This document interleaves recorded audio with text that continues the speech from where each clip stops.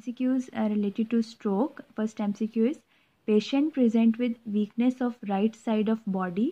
Investigation of choice is CT scan. Stroke में basically patient में weakness होती है और जब भी स्ट्रोक का पेशेंट आएगा उसमें इन्वेस्टिगेशन हम उसके लिए CT स्कैन करेंगे. कंप्लीट स्ट्रोक डेवलप होने से पहले एक ट्रांजिएंट इस्केमिक अटैक होता है which is less than 24 hours.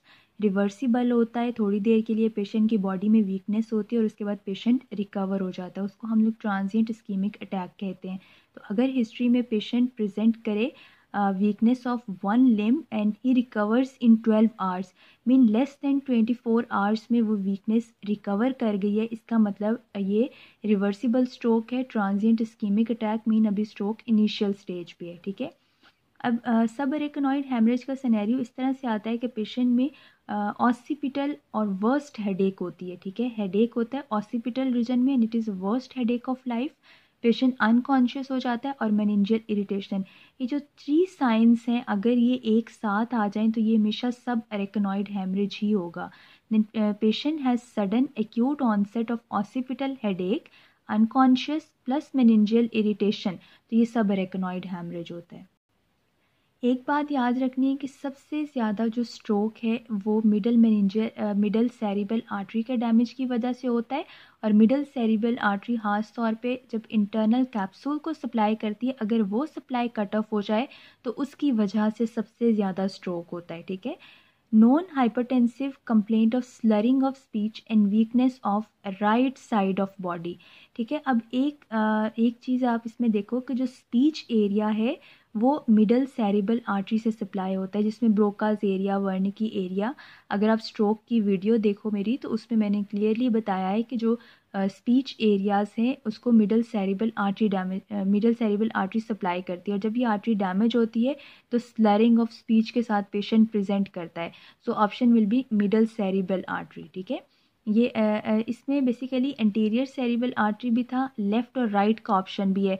तो अगर हमारे पास राइट साइड बॉडी की वीक है तो इसका मतलब कि जो लेफ़्ट हेमिस्फीयर की मिडल सेरिब्रल आर्टरी है वो डैमेज हुई है. ठीक है. देन अगेन वही उसी तरह से सिनेरियो है कि एक पेशेंट है, स्लर स्पीच के साथ प्रेजेंट किया है प्लस वीकनेस के साथ प्रेजेंट किया है और उसकी हिस्ट्री है फॉल की, मीन कि वो नीचे गिरा है स्टेयर्स से और उसके बाद ही present with slur speech and weakness of right side of body. तो फॉल हिस्ट्री से हमें पता चल रहा है कि उसको कोई हैमरेज हुआ है, तो उसकी मैनेजमेंट के लिए हम एल्टीप्लेज देंगे. ये मैंने आपको पहले भी बताया कि स्ट्रोक की सबसे ज़्यादा कॉमन कॉज क्या होती है. इंटरनल कैप्सूल की जब ब्लड सप्लाई लॉस हो जाती है वो सबसे ज़्यादा कॉमन कॉज. इस इंटरनल कैप्सूल को कौन सी आर्टरी सप्लाई करती है? Middle cerebral artery.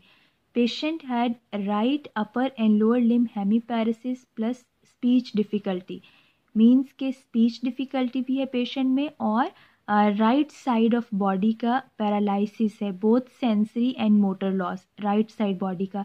इसका मतलब कि प्रॉब्लम कुछ लेफ़्ट हेमिस्फीयर में है. ठीक है. और अगर स्पीच का प्रॉब्लम है तो इसका मतलब कि मिडल सेरिब्रल आर्टरी डैमेज हुई है और ख़ास तौर पे उस एरिया की जो इंटरनल कैप्सूल को सप्लाई करती है. यहाँ पे ऑप्शन में मिडल सेरिब्रल आर्टरी नहीं थी बल्कि इंटरनल कैप्सूल था और लेफ़्ट और राइट इंटरनल कैप्सूल ऑप्शन में था. तो चूँकि ये राइट साइड ऑफ बॉडी है तो लेफ़्ट साइड का हेमिस्फीयर उसको कंट्रोल करेगा, इसलिए यहाँ पे ऑप्शन लेफ़्ट इंटरनल कैप्सूल था. ठीक है. देन एक बात आपने यहाँ पे याद रखनी है कि स्पाइनल कॉर्ड ये जितने भी फीचर्स हैं इन सब को कंट्रोल करता है, मतलब ऑटोनॉमिक नर्वस सिस्टम को कंट्रोल करता है स्पाइनल कॉर्ड, प्लांटर्स को, रिफ्लेक्सेस हमारी बॉडी को, वो सारी स्पाइनल कॉर्ड से कंट्रोल होती हैं. लेकिन जो ग्लव एंड स्टॉकिंग पैटर्न है, glove and stocking sensory loss, ये पेरिफेरल न्यूरोपैथी का फीचर है. Patient present with history of weak lower limb which of the following feature against the disease in spinal cord, mean के कौन सा feature spinal cord disease का नहीं है. तो glove and stocking sensory loss सिर्फ इसका फीचर नहीं है, बाकी ये सारे risk reflexes, up going plantar ये भी रिफ्लेक्स है और ये ऑटोनॉमिक नर्वस सिस्टम सारा ये भी स्पाइनल कॉर्ड ही कंट्रोल करता है. सिर्फ ये एक फीचर है जो स्पाइनल कॉर्ड कंट्रोल नहीं करता.